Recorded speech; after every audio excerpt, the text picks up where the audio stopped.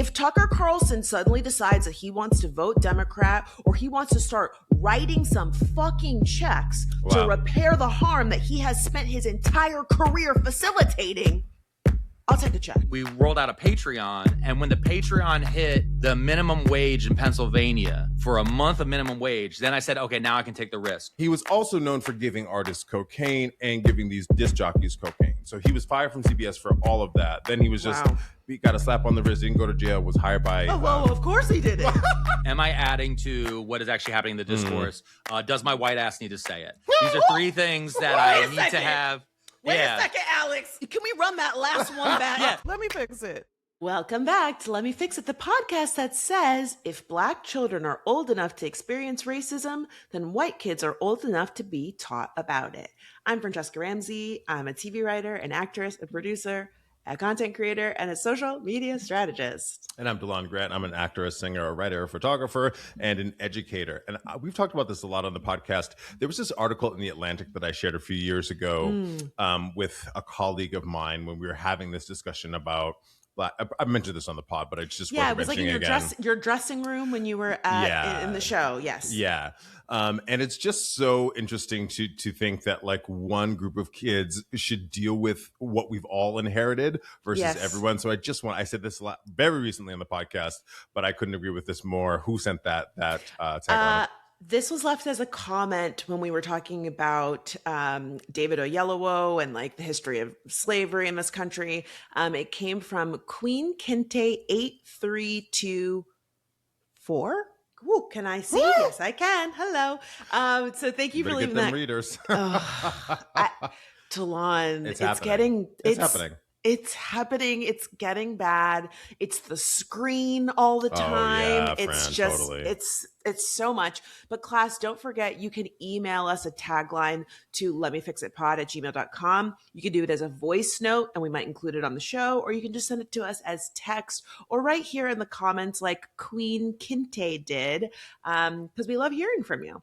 Absolutely. And remember, you can always, like Fran says at the end of every episode, send us suggestions on topics. Send us your headlines because, you know, we scour the internet, Fran a lot more than I, but we scour the internet for headlines that are interesting to us. They drop into our feed, but we would love to hear what you would like us to talk about here on the pod as well. Yes, people are asking for more, quote, reviews. We're calling them reviews now because, you know... Look what you gonna do. You never know what you're gonna get. But people have been pitching us a few different movies and TV shows. So DeLon, we'll have to sidebar about that because people love them. Love them and hate them. I was kind of interested in Is God Is. I don't know if you... Yes, I wanted to see that, but it's no longer in theaters, but I believe it is officially on streaming now. So I would love to dive into that one. Because that has a very like strong perspective, which I would really love to unpack. And you know what's interesting, DeLon? I think her name is Aisha, is maybe her name. I don't know her personally, but she's friends with a friend of the pod, Amber Wallen. Oh, is she? Yes, she's it started as a play before it became a movie. And so I think that's maybe where they know each other from like the theater scene. And so I figured that out just through social media. And yeah, I'm super into seeing that. I think we should plan that as our next review on the pod. Let's do it. All right. Do you want to jump into headlines? Let's jump into headlines, Fran. So this one is a little bit of good, a little bit of controversial, like a little rose and thorn. Did you hear about Clive Davis's passing this week? I did hear about it, and all of his skeletons are coming out. I mean, I knew he had been, you know, of course, you know, when Whitney Houston passed away and he continued his party just, you know, as if. Well, that's like the one that hurt us the most, right? So let's just first say, like, he's a legendary executive, record executive. He worked for CBS Records. He worked for Columbia Records. Yes. And then he started Arista Records on his own. He was 94 years old at his passing. And he's known as the man with the golden ears. And class, I'm sure you've heard of him, but let's just run through. I have some names of people that artists who's he's connected to. We mentioned Whitney Houston, right? Top, probably his biggest, right? Yeah. Alicia Keys, Kelly Clarkson, Carlos Santana, Janis Joplin, Aerosmith, Ace of Base, Gavin DeGraw, Bruce Springsteen, Earth, Wind and Fire, Dionne Warwick, cousin of Whitney Houston, Barry Manilow, Kenny G, Taylor Dane, The Grateful Dead, and the joke of the joke, Milli Vanilli. Wow. That's now like your ears weren't on with that one. The mouth, it was the mouth matching up with the sound, Clive. Oh my God. I bet you the eyes were, because he came out as bisexual, and those men were hot. I'm just saying. They were hot. With those with the hair. The hair was weird though. Well, also the name, Milli Vanilli, two black men talking about Milli Vanilli. I was like, that's already sus to me. Yeah. Okay. And then even I think they were German. When you hear them talk versus the singing, you're like, now guys, who thought that these thick ass German accents then sounded, girl, you know it's true. Wait, did you wait, they made a documentary about them. We got to watch that. Oh, we really, did I see that? I can't remember if I watched that, but I think I did know that. But it does look good because they tried to sing after they got discovered, and they sound terrible. Oh, it's awful. And I feel like they had I remember them having to try to have a comeback. I guess it's them trying to sing. Yeah. Yeah.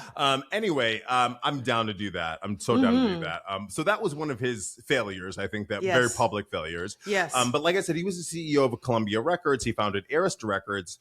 And I didn't make this connection, but L.A. Reid and Babyface Edmonds, who started LaFace Records, they were in partnership with Arista. That's kind of how he helped them get off the ground financially, I assume. And LaFace Records is responsible for TLC, Tony Braxton, Pink, Usher, Goody Mob. He also helped controversially, more closets, more skeletons. Did he? He did. He established Bad Boy Records.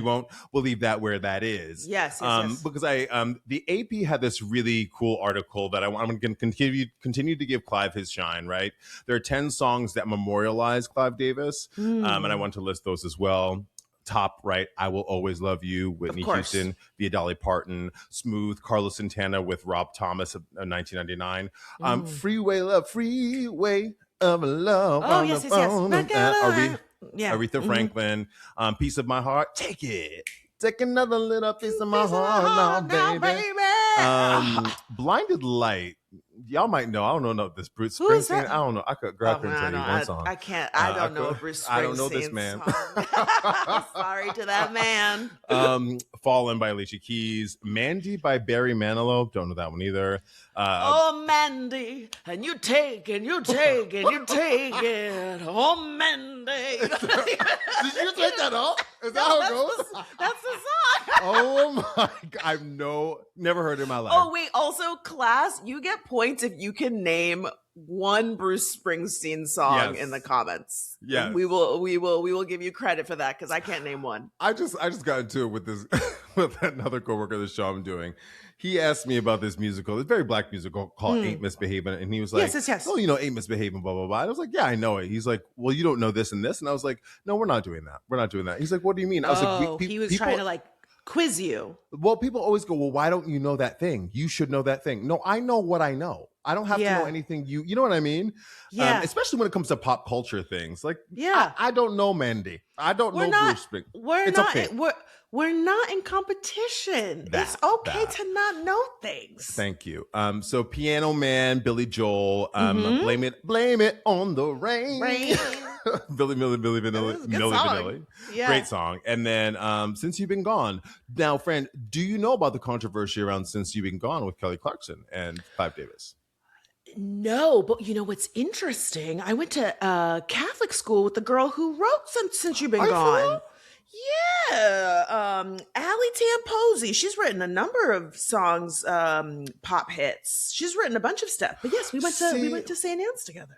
See, now I had heard that Kelly Clarkson was told by Clive Davis that she would be able to co-write the song, and it's actually produced by Max Martin and Dr. Luke, and that when she went to co-write the song, it had already been written. And so that's why she didn't like the song. That's a controversy around. Oh wait, sorry. Let me correct the record because I know the class will get on us. Allie did some of Kelly's songs. She did not do Since You've Been Gone. That's Max Martin and Dr. Luke. Let me see what Allie has done for Kelly Clarkson.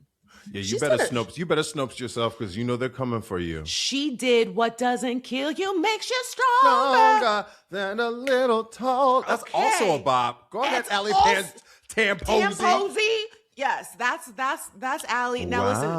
Now listen. If you ask Allie if she remembers me, she don't remember me. I'm like 2 years older than her, but her mother was our principal. So that's how I knew who she was. And so I'm like still following her on Facebook, and her mom is always shouting her out. So yes, please continue. Kelly Clarkson. I knew she had some problems with him because, she had a song that was about like walking away. What was the song? She wrote some Breakaway. I think it was that was written by your friend. What's her name? Christina Aguilera? No, Canadian. My friend, my Canadian friend. Yes, we did an episode about her. Oh, Avril Lavigne? Avril Lavigne. Yes, wait. But Kelly wrote that is my girl. She wrote a song in response to all of the drama that she was having with Clive. I do know that he wrote.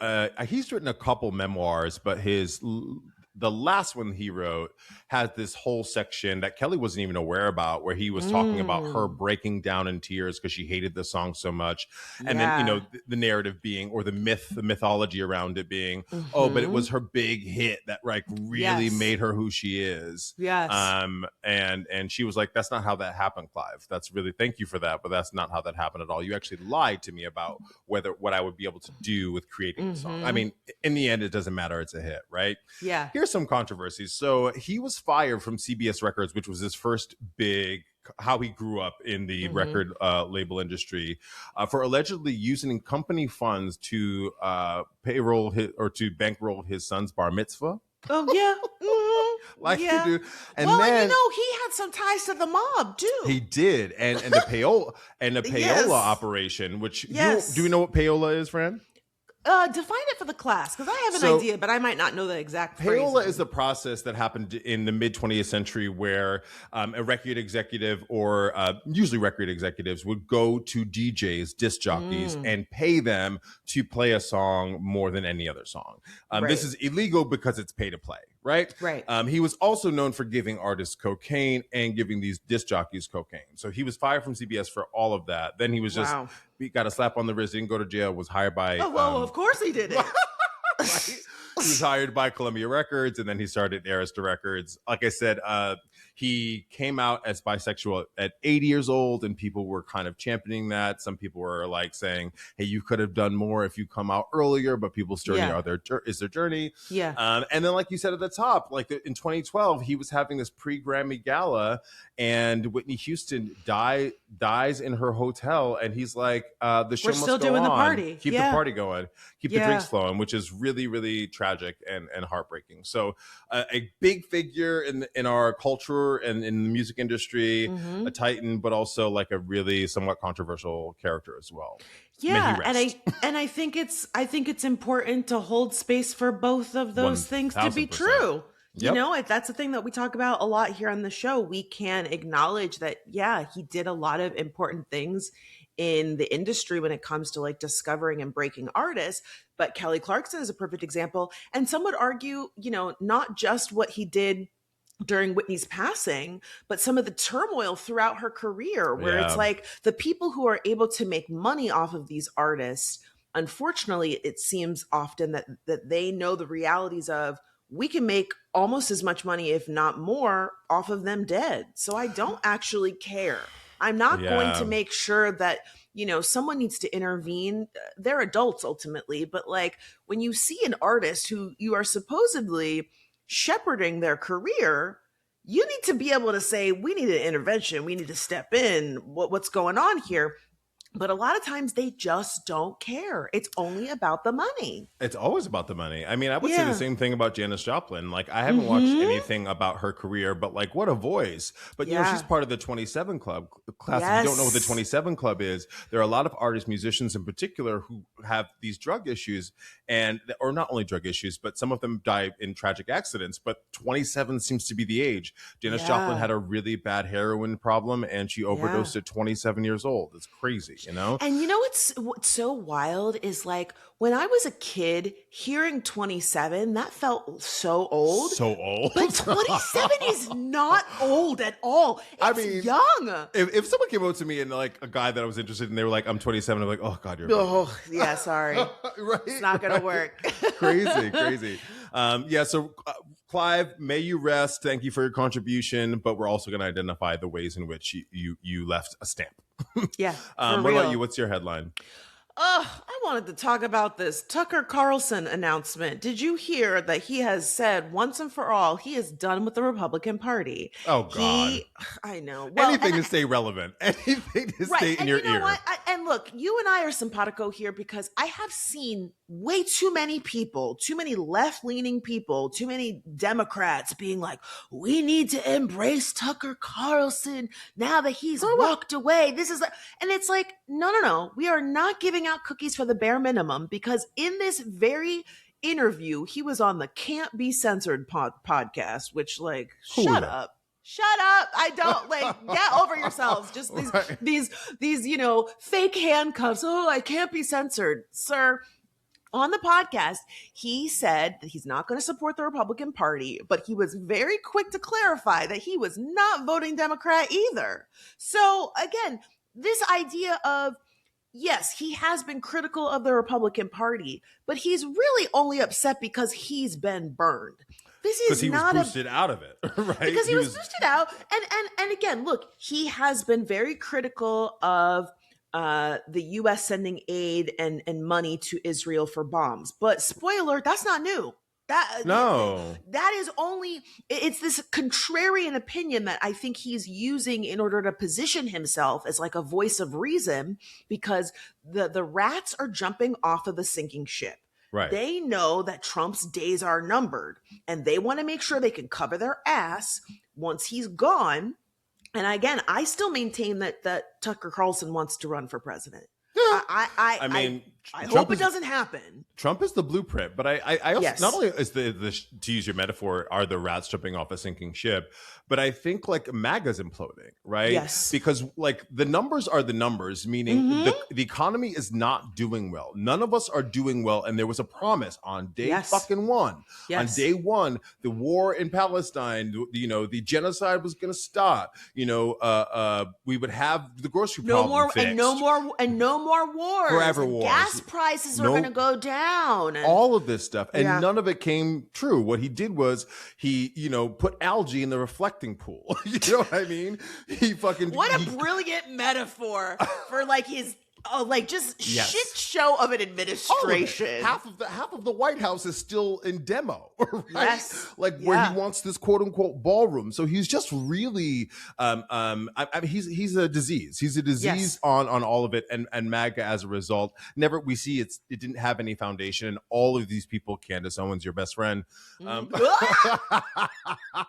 of them are looking and going like, we have to make money somehow, and if we can't keep feeding this rage to the populace, to MAGA, we don't have anywhere to go, Right. So I hope that, I'm also tired of the Democrats running to the center.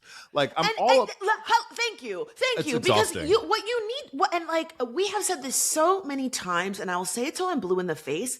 They need to be reaching out to the apathetic voters that do not feel represented. And that includes people who are very far left leaning, who, maybe their hard line was Palestine. And while I don't necessarily know that helps all of us, it's the Democrats' job to figure out how to engage and mobilize them. Right. Instead of going, you know what, let's make friends with the fascists. And it's so frustrating, especially with the Tucker Carlsons of the world.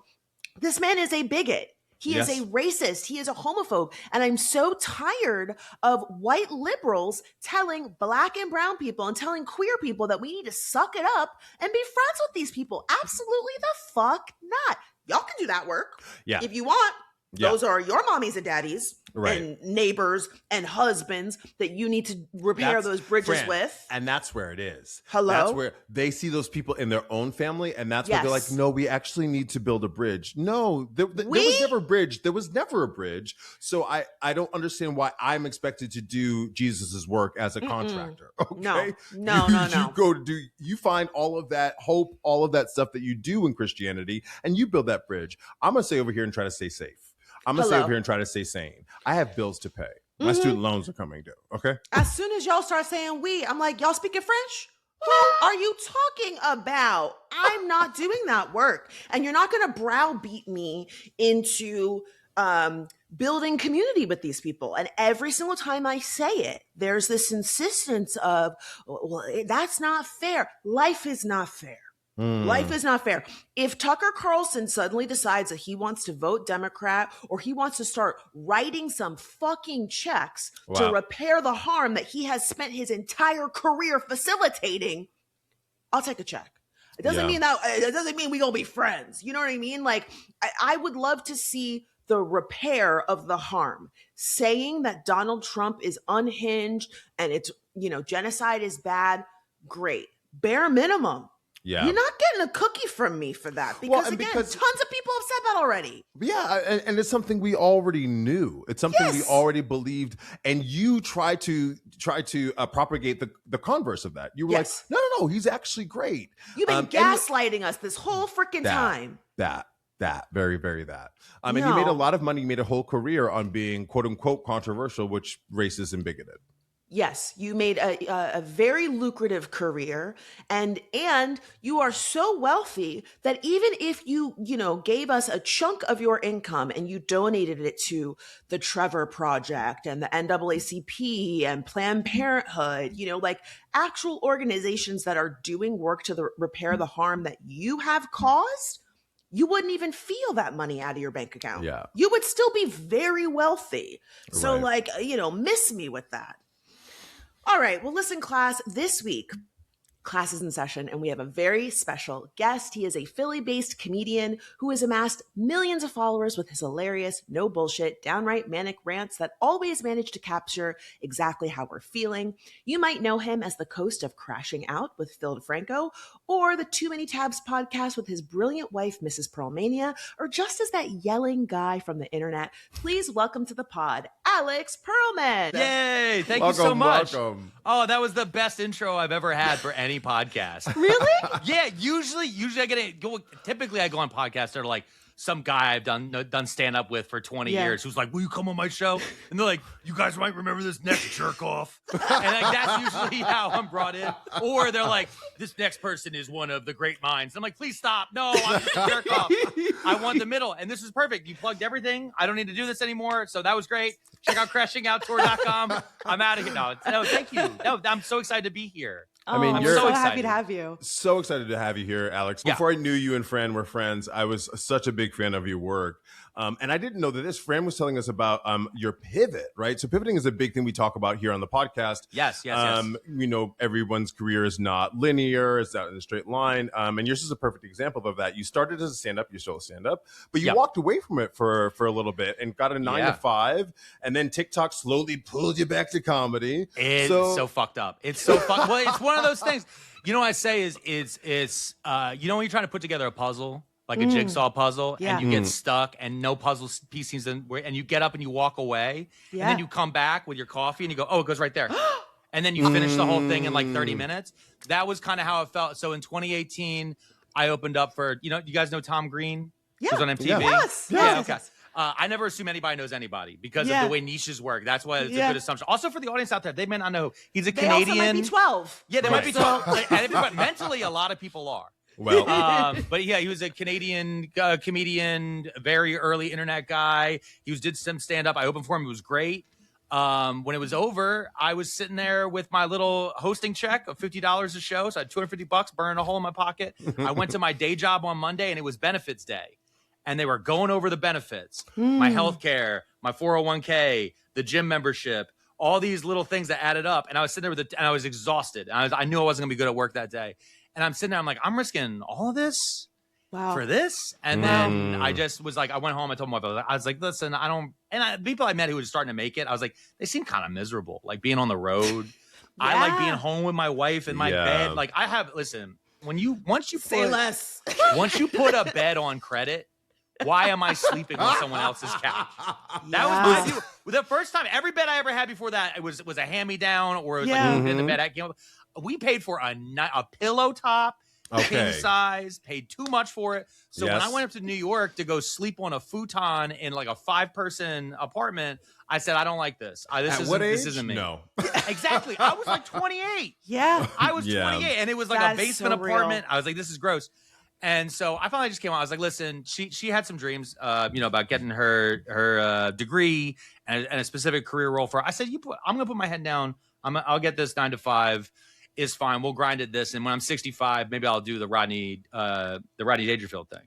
Yeah. That's what Rodney did. He had kids, and then he stopped doing stand-up. So I thought maybe that's it. And then when they moved me back office, I was like, oh, okay, well, I can at least make a little video. And I yelled one day and then got like a couple 100,000 followers. Okay, rapidly. That is a perfect segue, because you have really built this incredible audience across multiple platforms. You have millions of followers, 3.6 million on TikTok, 1.4 million on Instagram, over 300,000 between your 2 YouTube channels, and almost 300,000 on Facebook. How did you start? So you said you were when you say all that. When you say all that, I like numbers. I know. I have to mentally not look at them. I have to not look at them. So when did you know? But when did you know? Oh, this could be a real thing, because you said you were working a job. And class, take notes here, because a lot of people want to quit their day job and pursue content creation, and you went the other way. But was there a moment where you were like, oh damn, I can't keep the day job and do this? This could actually, present me the life that I really want. So I had three moments. The first one was I started having trouble at work. So they, listen, they were very clear. They were very nice people. Well, no, I had trouble at work where basically I started getting written up. And I was like, oh, it was very like, I was getting written up for shit that nobody else getting written up for. And I was like, you can't get me for the vids, but you can get me for something else. Yeah. I see. So I sat down with my wife, but also I did get recognized. I started getting recognized regularly. And then I was still smoking at the time. I was standing outside the building I worked at, and it was a very small company, and they had rented a floor inside of a building off of a major state road. And I was standing outside smoking a cigarette, and I saw this car like coming off the road and like parking. There was a hotel next door, and I'm just thinking they're a crazy person staying at the hotel. And they pulled right up to where I was standing and got out. They're like, I love your videos. And I was like, you spotted me from the light? Oh no. So that was a big one. And then when I ran out of PTO, I realized I was getting all these opportunities. So I smoothed over everything at work. They were cool eventually. And there was a day when it was like June, and they were like, yeah, they want you to come to this thing, and they want to give you money for it. And I was like, I can't. I have work that day. And I looked at like the contract of what that day would have cost versus I was like, I'm losing money going to work. Math ain't And that was the moment.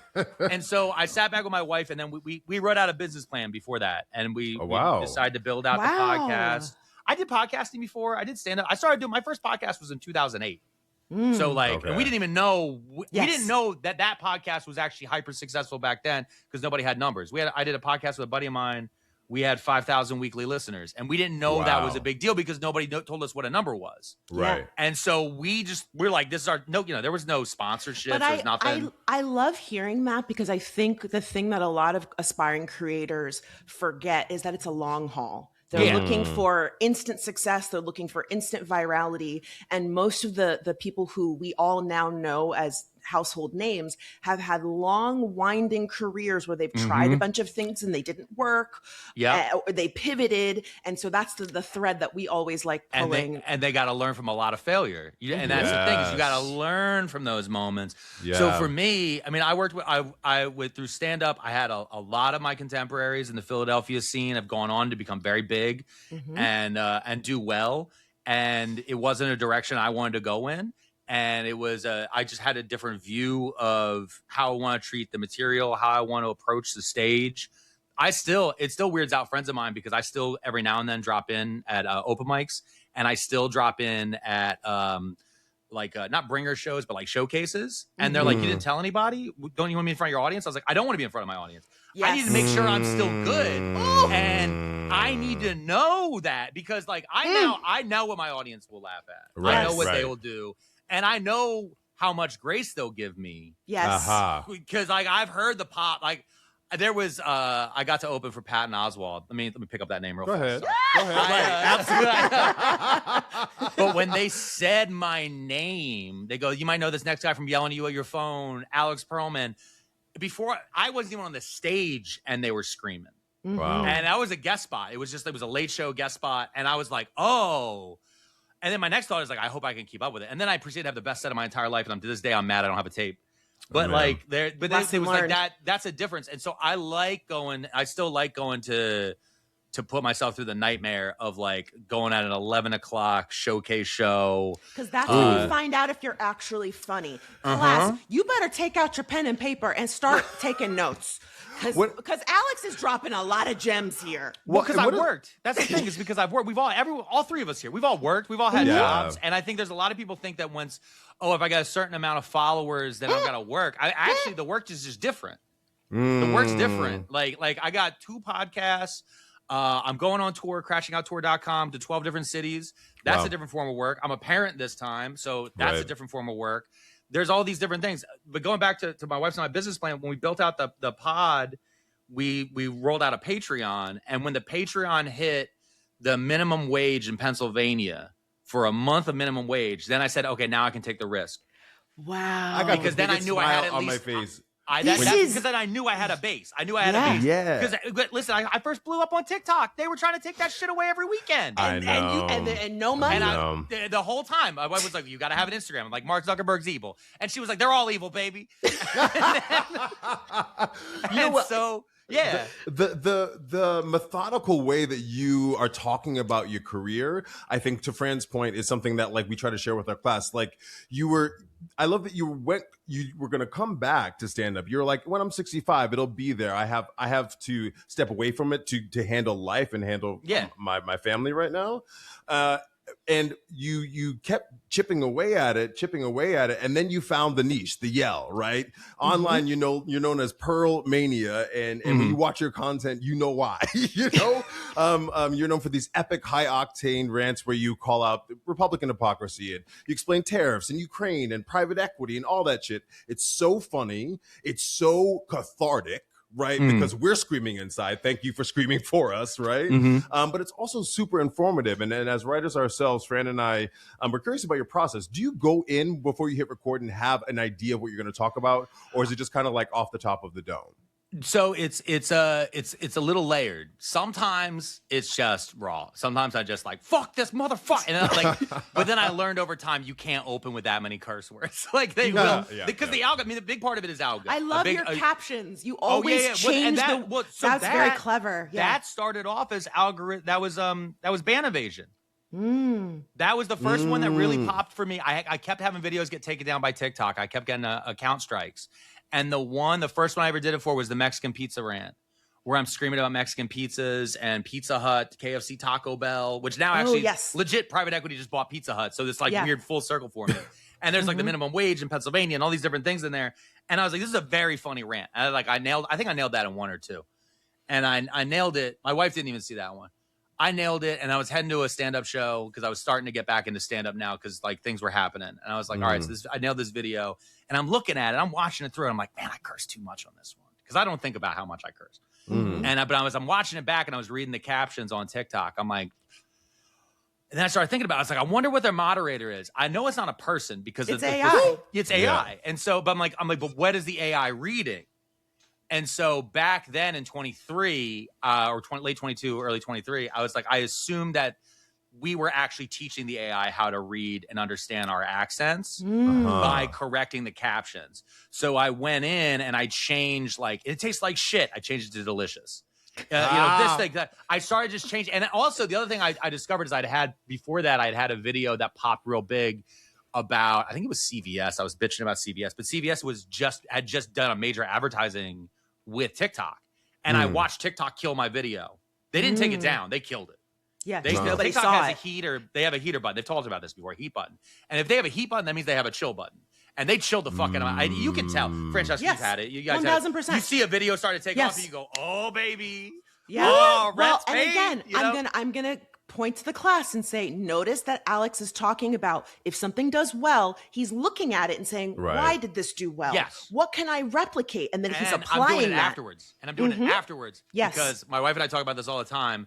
There's a very famous quote from an art teacher that went to Immaculata College, which was a nun at Immaculata College. You can't create art and analyze at the same time. You cannot be creative and analyze at the same time. You can do both. You just can't do both at the same time. And it's actually one of the things that fucked me up when I tried to do the pivot to YouTube. But I'll we're going to talk about that too. I know. We'll get to that. Yes. But what I'll say though is the band evasion part on that then became a sticking point. And that became a thing that I kind of got known for. And I realized part of it after I started doing it, I realized, I'm ripping off Colbert's The Word. Oh. If you ever remember the Colbert Report, he would do a thing where he's talking and then these captions would pop up here, and there was a secondary tag. So I could start to add in secondary tags on some of these things, and it also then added a rewatchability. I have a series like that called Fransplaining, where I play something and then I create my own captions. So again, this is... my God, I knew that this was going to be an incredible interview, but like when I tell you my writer brain, my content creator brain is going right now because you're validating so many of the things that I do in my own work, and I encourage people to do. And you validated a lot of the things that I was doing, actually, when just by following me back. Yeah. Many, or even seeing that you were following me on I don't remember what platform it was. On TikTok. On TikTok, because I've seen your work off and on over the last decade plus. I've always seen you kind of out there and on the edge. And when you were talking about the difference of, I was talking to a friend about this very recently. There was when looking at Kill Tony and why Kill Tony exists and why there's no lib left equivalent. Yes, because there were in the late 2000s, early 2010s, there were so many internet shows. And the goal of the internet shows was to get a TV show, to get a movie contract. And now that shit's gone. Versus Kill Tony and these Manosphere podcasts, they never were aiming for television. They eventually got picked up and scooped up by Netflix, but they were always trying to say, no, our thing over here is better, and to the side. And so when I was listening and reading and some of the things that you've written over the years about being an early internet creator, going the mainstream and then coming back, I'm like, no, she's who everybody should be listening to. Francesca. Oh, thank you. Right there, full endorsement right now. Full endorsement. Yeah. Can you tell us a little bit about like your writing process versus like, I'm interested like how you write for stand up and how you do your content creation. Like you talked about like, it's kind of a mix before you hit record, but is there bleed? Is there crossover between like your persona online? And do you test things online that then go to stage and vice versa? No. So I test things. So there's times where I've made stuff. So let me tell you how I make a video. So I'm gonna make a rant. Let's say I'm gonna do something. Typically what I'll do is I will sit down and I'll think, and what I think about the most is, what am I trying to say? Am I adding to what is actually happening in the discourse? Does my white ass need to say it? These are three things that I need to have. Wait a second, Alex. You mean, can we run that last one back? Does my white ass need to say it? Does my white ass need to say it? Because and the thing is I think this is the thing that I think it's not just. There are so many times I've had algorithms. TikTok originally thought I was a black lesbian for a very long time, and it put me in discourses that I was happy to listen, and I quickly learned I did not need to be a part of. I could, but as long as I stood quietly in the corner, I was allowed to. Yeah, you can say at the cookout, right? You can say at the cookout. And but the reason why I know this is because of Mrs. Pearlmania, because of my wife. And what I do is I'll sit down and I think through those things, and I really try to concentrate. What's the opening line? What am I trying to say to open this? Because in short form video, we all get our analytics, and you can take a look at it. And after you post the video, you look at the analytics. Don't think about it before, but afterwards. And the opening line, maybe the opening first half of a sentence is what most people are going to see if they see it at all.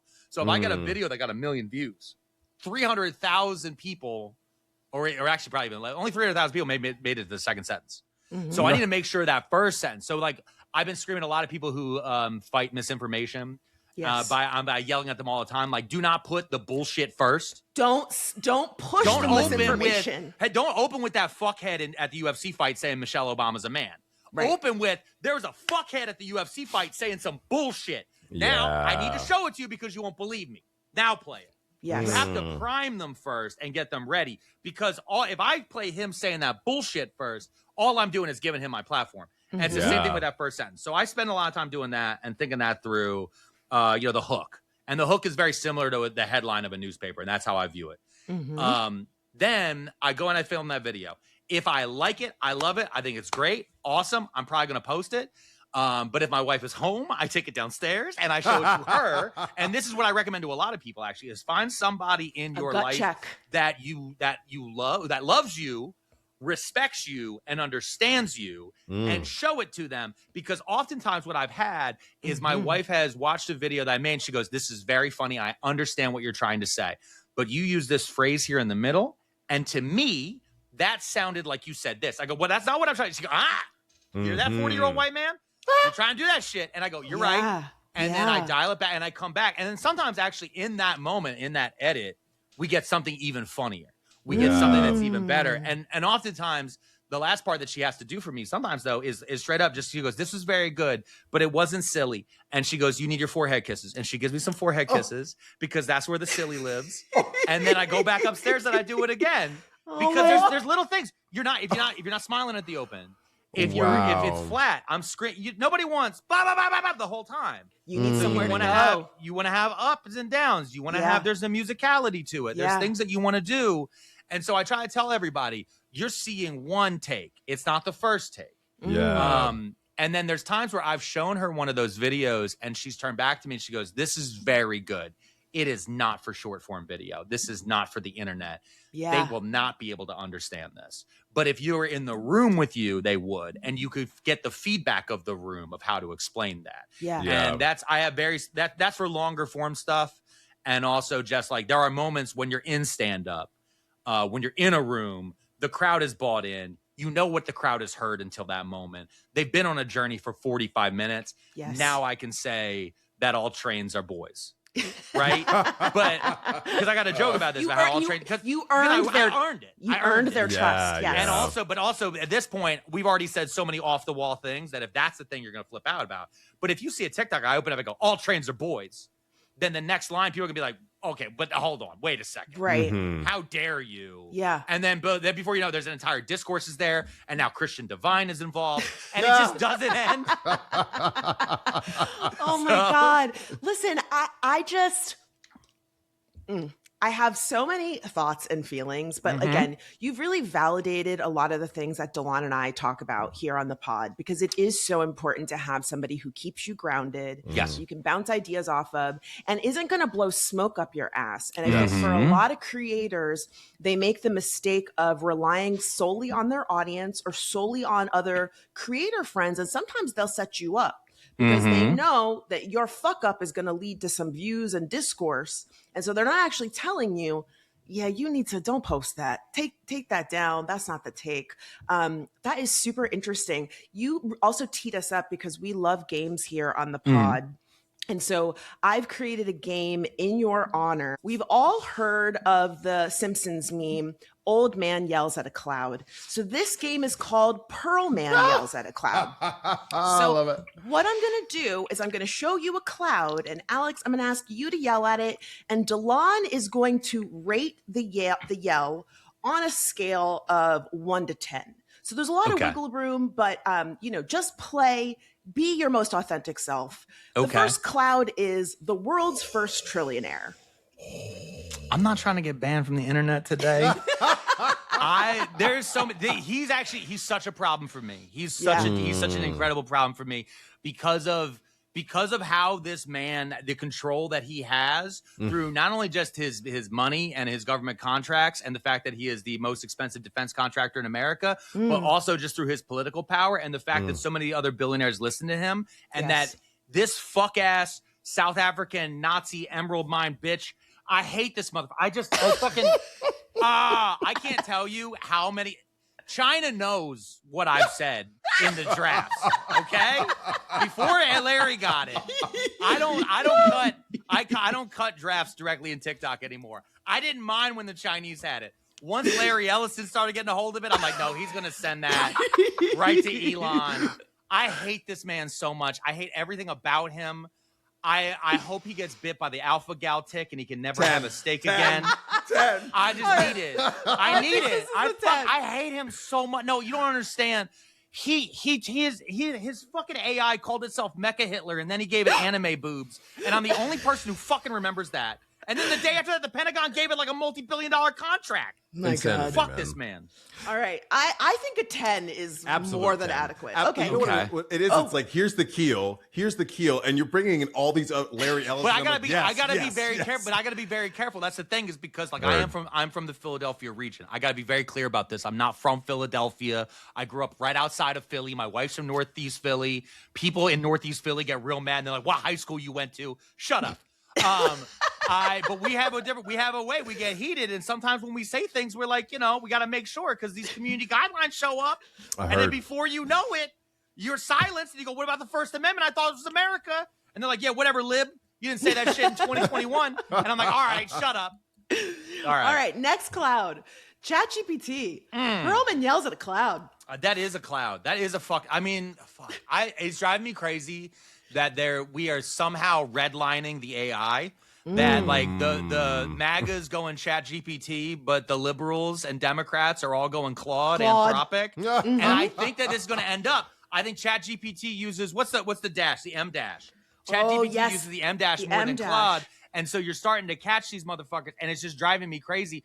But slowly, I'm seeing like nobody knows how to process anything anymore. No. Yes. And everyone's starting to sound, and everyone is starting to sound the same because they're letting ChatGPT write it. My poetry friends, Delon, Shamika, they're all mad to lose the M dash. Poets love the M dash, and they're like, "You can't take that shit from me." I never saw it before this moment. I used to do an open mic with poets, and I spent every single time being like, "That didn't rhyme." That was me in the background. I'm like, "Okay, yeah, I get it. She's like an urn. What the fuck?"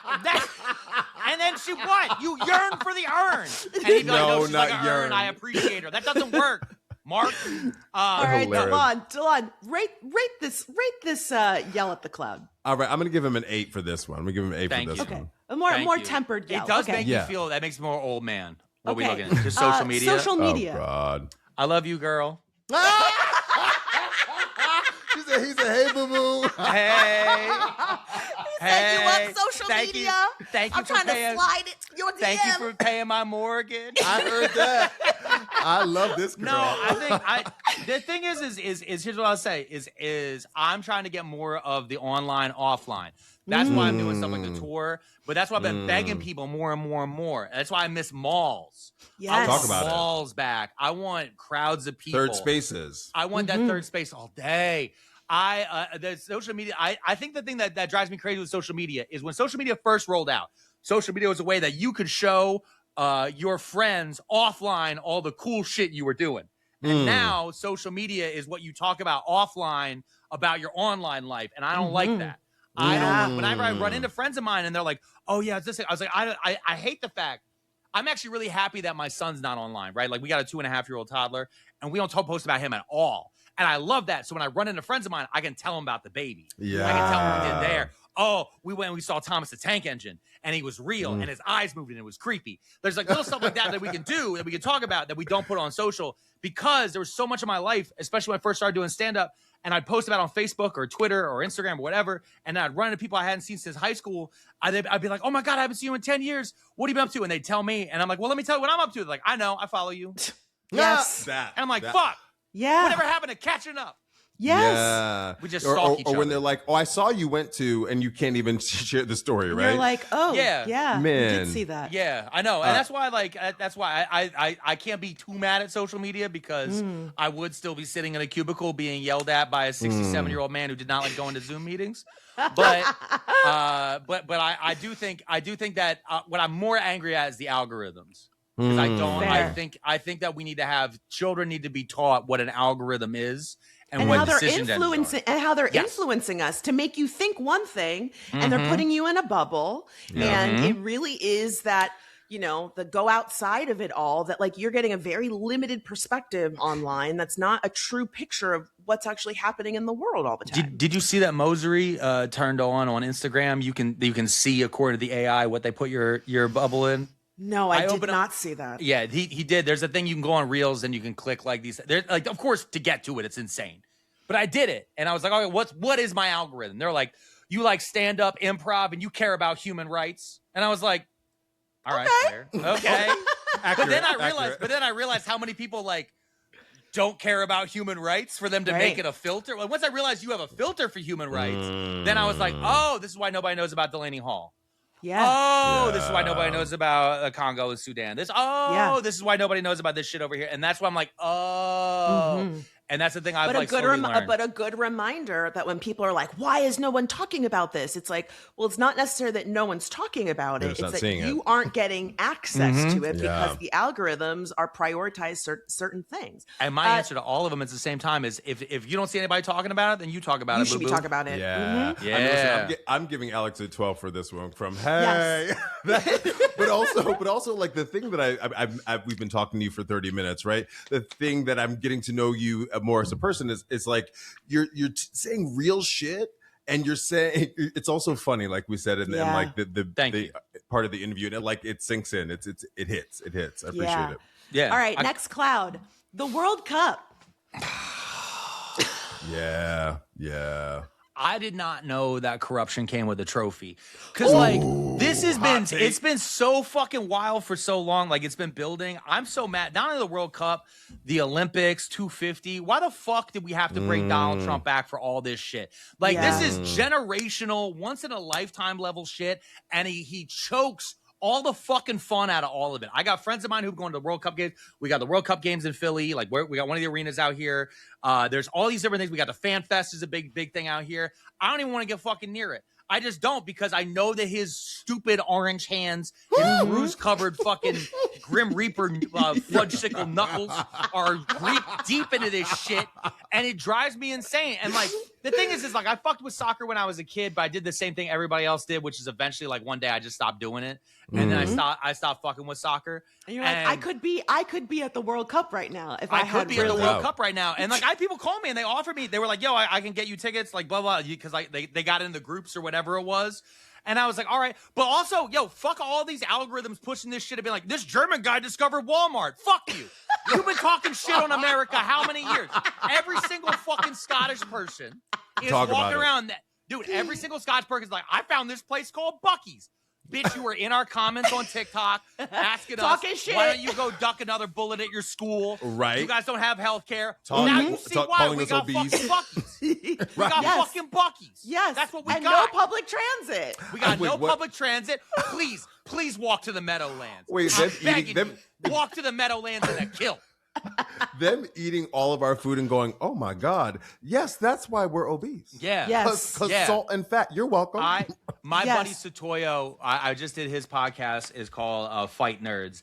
And he opens with hot takes. And his thing from the World Cup coming to Philly, his opening lineup his hot take was, you whites don't white right anymore. And I was like, what? And he was like, I've met Swedish people that are from Sweden now. Swedish people from America ain't shit. Your culture got destroyed. These people know how to row while laying down. I was like, what are you talking about? He just started going the whole thing. But it was. I think we had a rock playing in Philly, and they came to the Philadelphia Art Museum steps, and they're like, the Iraqis have taken over the Art Museum steps. And to me, I'm like, that should have been if Barack or Kamala was president, and the Iraqis got to take over the Rocky steps. This would be an amazing cultural moment. And right now, with Elon owning Twitter and Donald Trump in the White House and ICE agents with masks grabbing random people, I don't want to even bring it up. I don't even want to make it a big thing because I want these Iraqis to have a good time and be here, because after the fuck shit we pulled in their country for a few years, they should be able to come over here and have a good time. So that's my feeling about the World Cup. It's complicated. And we've already seen ICE agents, detaining people as they're coming into the country to play in a game and getting racially profiled. And we knew that this was going to happen. Somali referee, that was fucking crazy. This shit's crazy. It's just crazy. And if it was any other time in America, I'd be like, hell yeah. But right now, like I just kind of sit back. I see it happen and I walk past a bar has it on. But also I got a toddler. So I don't got 90 minutes or however long the fucking games are to like pay attention because I gotta watch TT Poe. Yeah, I'm gonna give Korean Alex train propaganda. I'm gonna give you an 8 on this one too, only because like, calm down with the sports, everybody. Cape Verde just won a draw, and I came home yesterday after work, and you would think that they won the whole World Cup. Honking and flags and screaming. I was like, wait, it was a draw? Y'all need to calm down. Yeah. All right, we've only got 2 more clouds left. Okay. Dancing robots. We gotta shoot them fuckers. We gotta shoot them right now. No, absolutely not. You gotta shoot them motherfuckers. I have a bit about robot dogs with guns on their head, and that was a fucking bit. And then they put Pokemon Go in them, and I said, absolutely the fuck not. No, they got drones. They're talking about bringing the Walmart delivery drones to the Philly area. They have them in Los Angeles. I hate them. No, absolutely not. Oh, they do. They have eyes on them. No, this is where, give me my tinfoil hat. They're trying to normalize the sounds of drones in the air so that way we don't start ducking. That's what this is going to be, all right? They got these flock cameras everywhere. Yo, look at me. I ordered some fucking, some pirate booty, and it's being delivered. It could be a scud. You don't know. All right, that's how it's coming. I'm telling you right now. I just want to know, why are the dancing robots trying to do black dances? You don't see them doing line dances. You don't see them. They've said the same. People said the same shit about why the fuck they trying to give the AI? Why they trying to give the AI, the agentic AIs, right? The ones who are doing jobs. Yes. Why are you giving them personalities? Yes. So that way you feel like you're actually controlling something because this is a way to try to do ethical slavery. That's the long route. We're all just doing a long route. I said the same thing. I probably y'all heard it from want you and stole slaves. it. Y'all, they always. I think. Well, and that's how y'all do, Alex. That's how y'all do. I know, and that's why I'm willing to just give it up. I heard it somewhere, and I said that's an intelligent thought. I know I wasn't the first person to say. No, I know. Well, you know how it is when you're scrolling through the web. You see stuff, and I just log shit in the back. Oh yeah, and that's where I should be putting that. Like, in-laws are coming over on Saturday at 2. That's what should be back there. But instead, I'm like, actually. They're racially coding these robots. I say the same thing. I'm like, can't remember my bank routing number, but like niche tea about some random influencer from 2012, absolutely still locked in. Well, that's what Too Many Tabs is about. That's what that podcast is about, because I need that shit, because my wife will tell me something. She'll be like, oh, do you hear this shit about what James Charles did? And I have to be like, actually, yes. I don't know why.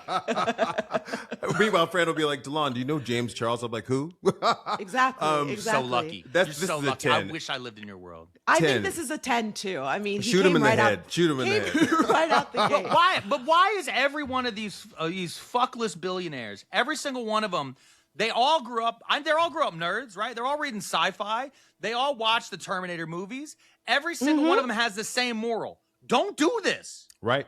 Don't do this. And they were like, I'll do it Let's different. do it anyway. No, you're not. Yeah. Let's do it anyway. Let's just see what happens. All right, next cloud. The summer's biggest dating show, Love Island. Love Island. My wife made me watch last season for content. Okay. And that was almost my reason for quitting the internet completely. She was like, we gotta watch it for the show so you can talk about it. I watched last season. We watched about half of it. We were way behind. And then like I think I opened TikTok and everything was spoiled. And I was like, good. I needed out. At a certain point. They were so last season, a lot of them were real stupid. I've heard about this season being really bad though. I've heard that they're like everybody my wife was explaining to me last night. She's like, everybody coupled up real fast, but also because they're more Gen Z and there's less like younger millennials, none of them know how to YOLO or dance like nobody's watching anymore. Like, yes, they obviously they know that they're in a box that is full of cameras. Obviously, everybody who's there knows that. But there is an idea, I think, from my generation, and I think y'all are the same generation as me. I was born in 84. Generation. Yeah. Yep. There's a thing about our generation. We still remember a time where things could be forgotten. Yes. Pre-phone, but just that idea of things could be forgotten or things can happen in a void and never go anywhere else. Yes. Now, I think that people, especially that are sub 30, and I'd say probably especially now this group that is post 2000, anyone with a 2 at the beginning of their birth year, I think that they are so hyper fixated on like how these things are, and they've seen so many stories. I mean, you think about last year Love Island, they had 2 different people. 2 different people got canceled in the middle of the night, dragged out screaming, claw marks left On Love because Island? they got canceled. Yeah, because they got canceled. Like shit came out about them. Oh yeah, but the one girl was like super racist, and then the other one something else. My theory is they do that on purpose because every season these shows have somebody who gets exposed for saying the N-word or something racist online, and then it becomes a big story, and then they kick them off the show or they don't let them on to begin with, and then the show gets praised for it. At this point, I think they're doing it on purpose. Why aren't they doing a background check? I wouldn't doubt. Listen, I wouldn't doubt that is true. Because that's how PR works and that's how all these things work. But at the same exact time, I also, the breadth of some of these people, of the amount of information that they have online that we all do now. They just forgot. Everyone here, everyone on this call right now, on this podcast, is currently pleasantly happy that News Corp bought MySpace and then broke a server. All right?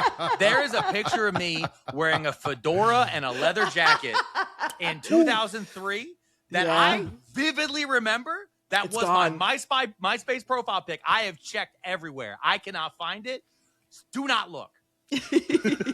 Yo, I'm giving this a 9. I'm giving this a 9. Also because I don't watch longer. I don't watch the show either. I think I feel like I'm the only person that's not watching the show. Yeah. Last Cloud, JD Vance's new book, Communion: Finding My Way Back to Faith. I have said this once, and I've said this multiple times on multiple podcasts. This is for the Pope Leo the 14th. If you excommunicate JD Vance, I will convert to Catholicism. I will offer you my soul right now. I know ginger souls aren't worth much. People don't believe we have one.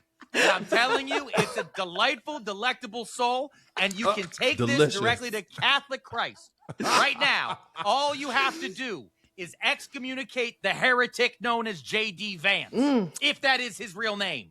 Right. Because we know it's not. Because we know it's not. Well, I think especially after his spot on The View, he's really trying to prep us for a run for the presidency. He is trying to change 100%. The narrative and be the alternative.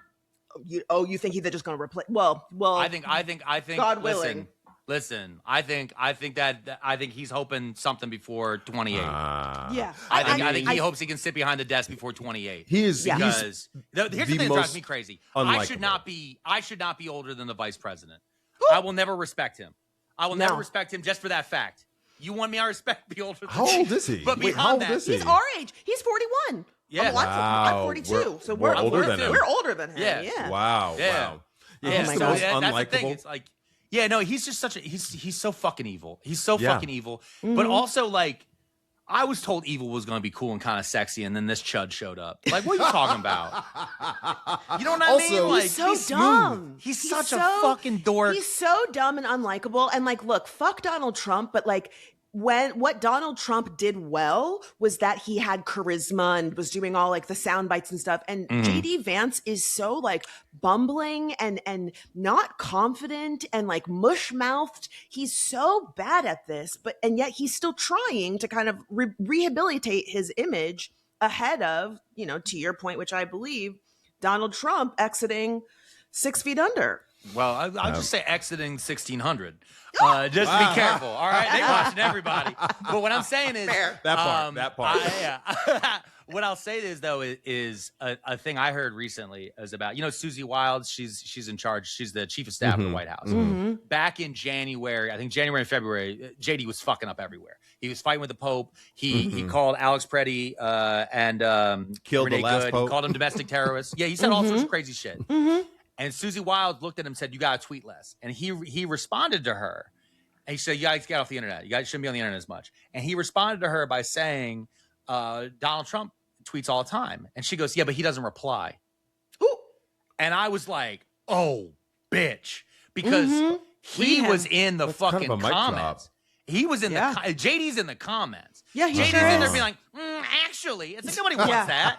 Yeah. Nobody wants it, actually. He is very chronically online. And to your point about, him being in the comments and him doing too much, in the book, he mentions that he really regrets saying, the single cat ladies who don't have kids, that he really regrets that moment. And I'm of the mind that apology should happen in the same, space that it happened. He needs to say that publicly, not behind the pages of a book. But again, if you weren't running your mouth all the time, getting into squabbles with weirdos and randoms on the internet, you wouldn't have to be walking shit back. No, he's such a piece of shit. And even unlikable Democrats can always get a couple points just by talking shit on him, like, real easy. It's very funny. It's very funny how bad he is. And the fact that he was handpicked by Peter Thiel while he was stealing blood from a kid is, like, hilarious to me. Like, Peter Thiel, that's the thing, is JD Vance sucks so bad that now people know who Peter Thiel is. Like, Peter Thiel spoke at the RNC in 2016. Peter Thiel got outed by Gawker. Peter Thiel paid Hulk Hogan to destroy Gawker. Peter Thiel been doing evil shit. He'd been Palantir, all this shit. Nobody knew who the fuck he was. And then JD Vance became vice president. Someone said, wait, who was his boss? Where the fuck did he come because from? we were like, who is this? How the fuck did this weird Ohio loser get this fucking job? And then someone said Peter Thiel. And then someone said, oh, I got to Google that.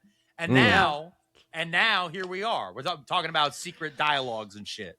Yeah. Delon, rate this cloud yell. That's a 15. That's a 15. Yeah.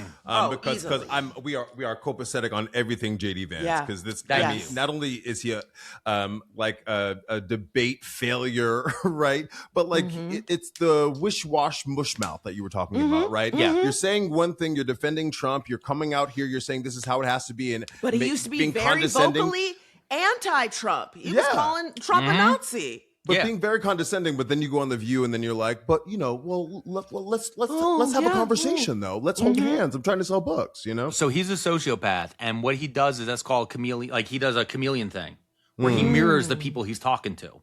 And he can do that. That's why he does very well on podcasts. And he does very well in interviews, because he mirrors the interviewer. He will play exactly into what they want to hear. And he does it very, very well. That's why Joy Behar liked him, was caught off guard, because she's only ever seen TV. Him be hostile. Yeah, he's been hostile. It's the same thing. I've been thinking a lot about when Charlie Kirk got, right? Like, people's reactions, right? There was a lot of people on our side who were like, Charlie Kirk was a racist. Why the fuck y'all talking about this? But as I talked to more and more people that were on more of a right tint or even an independent suburban algorithm, they only ever saw his Christian sermons. Dad. Exactly. Wow. And that's the thing, is like the same thing. Like, I think about that, being a content creator myself, I'm a Philly sports fan.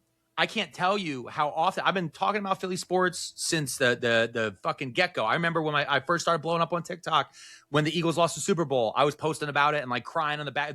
Actually, it was in this very basement that I'm borrowing right now to record this.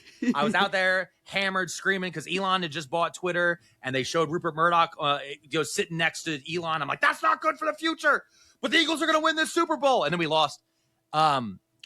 But it doesn't matter. Like, but I post now and I go, oh yeah, go Birds. People are like, oh, I didn't know you're from Philly area. I didn't know you're an Eagles fan. They only know you as one. That happens to me. One little thing, yeah. They're like, oh, the leopard lady. I saw you on TV. Yeah, I'm an actress. Yeah, I don't just. You are the leopard lady. When I talk about the podcast, people go, oh, the leopard lady.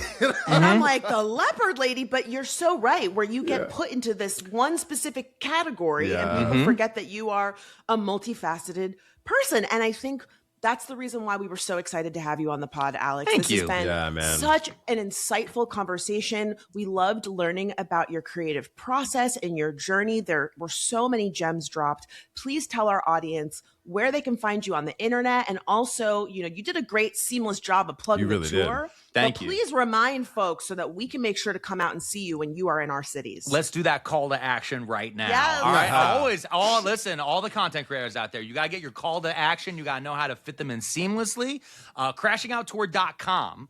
That is a link to the 12 different cities that I'm going to be going to, including places like Boston, San Francisco, Chicago. Where I really need to push, Atlanta. I know I need to sell tickets in Atlanta, Washington, D.C., Pittsburgh, so many others. Go to crashingoutour.com so you can find out.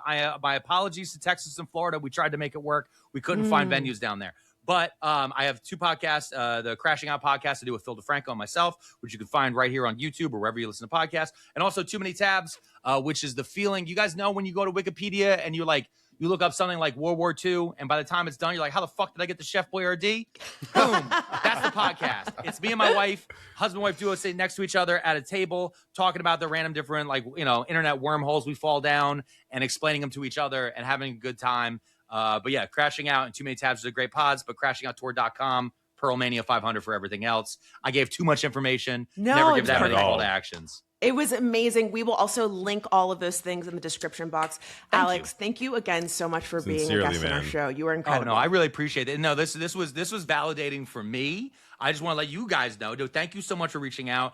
And the big thing, whenever I get to do any sort of collabs with everybody, I'm always just so fucking happy and so excited. The one thing I'll tell for anybody out there that is a newer content creator, when you get to meet other people, most of them, I want to say 98% of them, are their online persona is just is turned up to 11, and then normally they're just a 10. And Francesca, this was exactly the experience I expected it to be. You're incredible. Delon, I got you to make that noise once. I got you to make it once very early, and I'm happy and I'm proud of it because I did watch the compilation of the last episode. I'm like, I gotta get the noise. If I can get it once. Oh my god! And to Boots Riley, stop hate watching. All Come right. on now. He said it, not me. That was incredible. I feel like I'm going to say this every episode, but I think that might have been our best interview. He is just one of the things I love about a lot of the people that we've had on the pod is how intelligent and like of the moment they are. Yeah. But also like he is so fucking funny and He's so really funny. quick and informative. Like I love how the two of you just were able to go back and forth just on content creation and dare I say inside baseball internet speak. Yeah. I was just sitting there being like, oh my God. But I'm so glad that he would. Thank you, Alex, for coming on the pod. He was fantastic. Yeah, and I'm really excited. I feel like our conversation with him and our conversation with Olay have really laid a great foundation for how I want interviews to happen on the show. Because it's like, come on the show and talk to us about how you fixed your career. Talk to us about like what's going on in the world and how you would like to solve it or how you are solving it with the work that you're doing and like in a way that lifts the curtain and also inspires our audience. Like that just feels very much in the voice of our show. Especially that last part there, inspiring you all. I love how you kept tossing it back to the class and saying, are you writing this down? Are y'all paying attention? Because to your point, a lot of people, are trying to be content creators or trying to figure out what creative thing can I do? What voice do I have beyond my 9 to 5? Because I want something more in my life. And the internet is the great democratizer, as we said, right? Like you can, but it takes a lot of hard work. Y'all have been doing it for a lot of years. So I'm very much of the mind, like whatever the opposite of a gatekeeper is, that's me. I'm the doorstop that's keeping the door open. It's like, come on in here, y'all. Come on. You better get in here. You smell like cake bacon. Come on. Oh my gosh. All right. Well, listen, I know we're short on time because our conversation with Alex and the game ran over. Do you want to do comments from the class? Do you have any? Do you want to jump right into the glow up? I'm gonna ask I don't have comments from the class, but I do have a glow up, so we can pop over to the glow up. Okay, great. I will say one thing on the comments tip. A number of people called out that I incorrectly said Shawnee instead of Shandy when we were talking about Top Model. Oh, and Shandy. I also incorrectly said, I don't know what I said, but her name is Kenya. I think I said Keisha. Oh. And so I started it and then you followed me. And then there were comments that were like, ah! There were a lot of gentle corrections too, but I want the class to know that we heard you. Do not stop correcting us when mistakes happen. This is a conversation. We're all here to learn. So now it's time for everyone's favorite segment, the glow up, where we give props to those who've turned themselves around without our help. Delon, why don't you go first? Okay, great. So we have the glow up. We've had stay ups. I'm gonna toss mine to a wake up. I think we all need to wake up. And this is political and a bit of a headline as well, right? But Fran, you live on the West Coast. Did you know that 70% of y'all are out there thirsty? 70% of the West Coast is under a drought. Yes. Drought. Yes. Class, it was one of the hottest and driest winters for the West Coast. So in the Rocky Mountains, that's where a lot of snow falls, and that snow melts off into the Colorado River mainly, and that services 40 million people on the West Coast, Arizona being a big one, right? Man, y'all are in trouble because you are about to enter fire season, and we know what just happened a couple of years ago. So I hope that doesn't happen, but I'm saying this so that we're all paying attention, right? There's one city in Arizona where the mayor said by July 15th, the city could run out of water. He's telling residents to take family showers. I don't know what that is, but I don't want to do it. Shower. That is a sentence I never want to hear. In America? A family shower, he's telling people to wear their clothes 3 times before washing them and to leave your cars dirty. Now y'all know we gonna be smelling funky. Oh, it's the hottest summer ever. You talk about a rash. A lot of y'all are already wearing the clothes for too many days. A lot of y'all, especially here in California, where we're granola and woo-woo, and you're looking at the stars and you want to have that natural deodorant. No, you need the aluminum. You need the aluminum in those pits. You need the cancer-sparking deodorant. Because I'm sorry, I heard some woman that was talking about natural deodorant. She's like, I tried it for years. I just stunk. You tried it. This is not. This is Elizabethan England. This is not hunters and gatherers here, right? We need. You need. You need that aluminum, like you're saying. Some restaurants are saying that they're not bringing water to the table anymore, unless a client or what do you call that? A patron. A patron, thank you, asks for it. And it's not only here, it's also in Europe. So England is currently having a heat wave and they don't know what to do about it because it's very, very overcast in England and somewhat temperate. There's Eurostar, which is the train that goes from London to Paris. It's like a fast train. Yeah. They're canceling trips because of the heat. So I say all this, I think we need to continue to monitor this, but it's all happening. And stop using that ChatGPT because that's where the water's going. And that is my point. That when we're dealing with data centers, the idea that they take, I don't know what the numbers are. They're just like heating so much, they like waste a bunch of water trying to keep them cool. It's an enormous amount of water, and they can't use like seawater. We can't use drinking water. And you know what we should do? We should invest in desalination plants. That's what we should be doing because we have all of this water in the ocean, but we just can't use it because of the sea, because of the salt in it. Excuse me. Mm-hmm. I do think that we're in trouble, and the reason I said that we use it as a wake up is because I think we need to continue to talk about these things because it's going to start affecting us on a regular basis. It's overcast here in Boston, and it rained for 2 days, and there were flood warnings, there were tornado warnings. I was like, what is happening? The weather is coming for us. So, well, listen, I told you to read Parable of the Sower, and it is a hard read, but in that book there is a water shortage, and that's like a big theme in the book. And class, if you've not read this book, again, it's a difficult read, but it's worth it. Octavia Butler first published this in 1992. The book starts in 2024 or 2025. Wow. So it is like a dystopian future that looks a lot like the future we currently in, which is... Ooh, I know that's not uplifting. I know that's not uplifting. But it's a wake. But I think your point about the wake up is very needed. It is. When we have a platform, I think you have a responsibility, right? It's not only the fun stuff. It's not only the interesting things that we get to talk about. It's also the scary shit. It's also the like, hey, how do we communally fight these things? And I know back to data centers, there are a lot of people who are fighting their city councils, who are really going up against these people, and they're losing because these city councilors are being paid off. Talk about payola, are being paid off by some of these big organizations. I think I'm looking at you, Kevin O'Leary, right? Yes.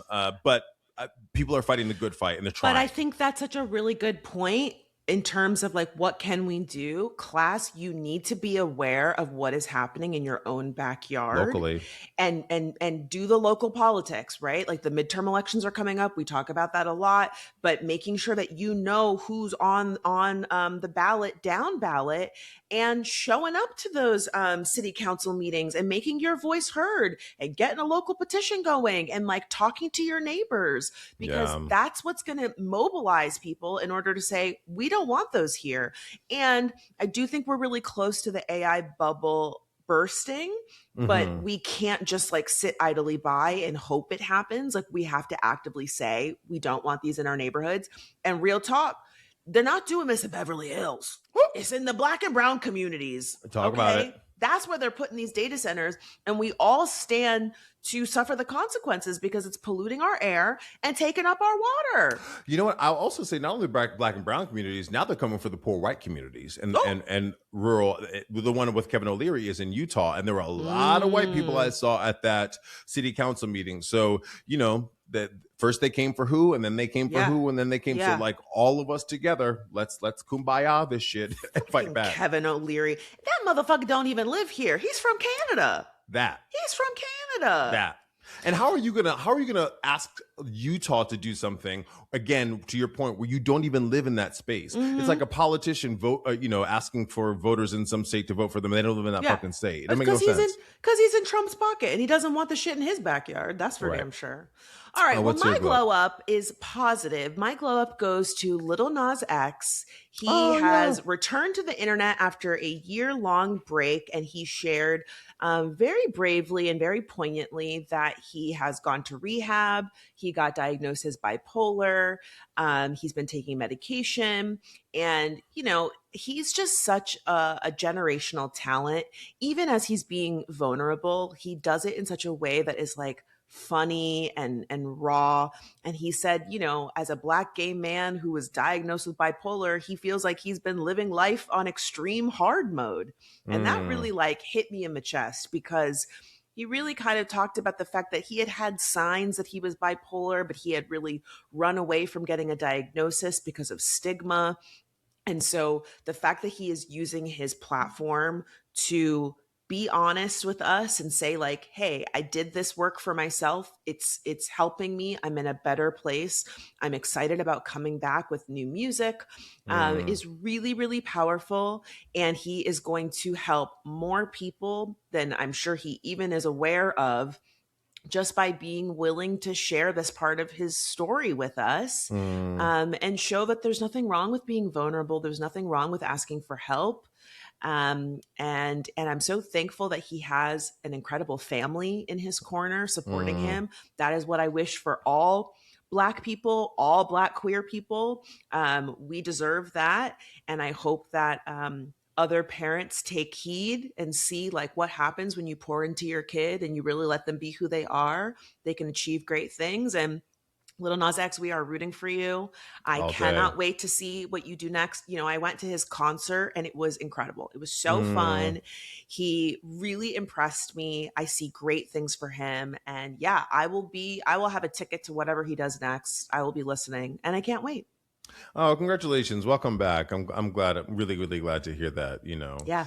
He really did fall off. Like he really did go. I hadn't heard from him since like that weird arrest thing that happened. Yeah. And he took the time. So you really do have to take the time to heal, You can't force it. You really can't. You really can't. Especially when you have you have to stop, you have a lot of shit going on.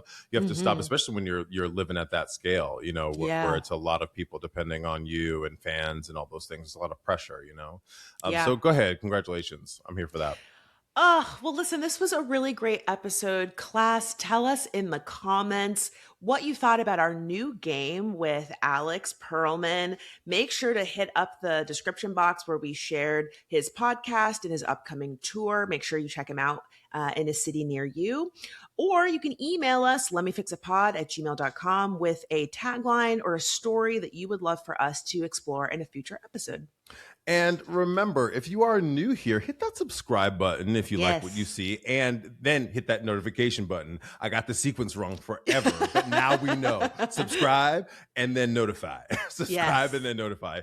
New episodes every Wednesday, and we also have an amazing live chat that happens. Yes, hi, live chat. Hi, friends. There are more and more of you. Friend was telling me that are tuning into those. I'm usually on stage when those are happening, so I can't tune as regularly. I try to be in the chat as much as possible. We have a number of regulars. I'm thinking of Felicia. Oh, Felicia, Peter. Hey girl. Yeah, there's a bunch of people who are always there. It's such a fun hang. 12 p.m. Pacific, 3 p.m. Eastern. Or we'll just get you in the comments afterwards. We are always checking and engaging with you. Thanks again for hanging out with us this Wednesday. I'm Francesca. I'm DeLon, and this was Lemme.